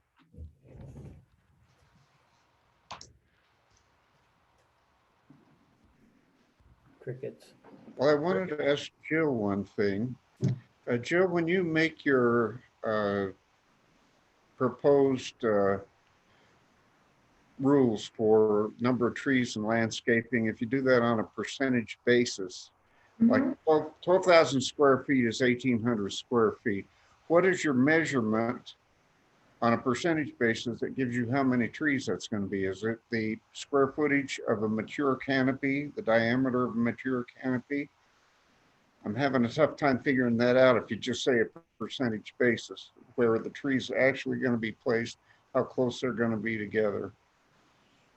If we put a percentage that, and have that be, you know, and have that be it, we're letting that person be creative, and if they're gonna put them a little bit closer, then they put them a little closer. I still can't figure out what your measurement of percentage is going to be. I mean, you've got the square footage of the lot. And if you're going to make that on a percentage of the square footage of the lot, you have to have a square foot measurement. And I can't think of any other way to do it than mature tree canopy square footage. I'll have to You're going to really, dig more into it. yeah, you're really going to run into trouble when it comes to actual placement of the trees if you just specify a square footage. I don't think that's going to work. Unless we come up with a list of a dozen trees that will keep that canopy to a minimum, or I don't know. It's starting to sound to me too restrictive, so. I'll do some more digging and I'll come up with an idea. I promise. You Okay, do thank that. you. There are massive lists online of approved street trees and things like that that would be appropriate for this kind of setting. Both with an eye towards environmental friendliness and drought tolerance and everything else that we want to see here. So, yeah. Purple robe locust. I like a honey locust myself. Well, they get way big, but a purple robe locust is beautiful. It's just my opinion. Dean, you had yours. All right. Anything from any other commission communications? Are we okay? All right. Staff communications quickly. I love you guys, but I love my grandkids more. Gail, what do you got? Real quick, on August 20th, we have a minor subdivision, pretty easy. And then we're gonna do these. We're gonna hash them out again. That's all I got. Oh, Alicia, you need to pick up that shirt if you want. Yeah, okay. That's all. That's all. Sarah, do you want to talk about our joint session on the 18th? Oh, Sarah, please do mention that. So, sure. We're meeting on the 18th as our first official kickoff to many, many more sessions of working together with City Council and Planning Commission and staff to get all on the same page. And this one will be formed around economic development, Holland, Wilbanks, right? Yeah. The Weber County Economic director is coming to give a short presentation. It will be a little bit of a getting to know you, a brief, this is who I am, so city council and planning commission can get to know each other a little bit. And then it will be moving forward with how can we promote our city economically in 3 different areas specifically. And, a few goal setting action items. We're going to keep it short, no more than an hour and 15 minutes long.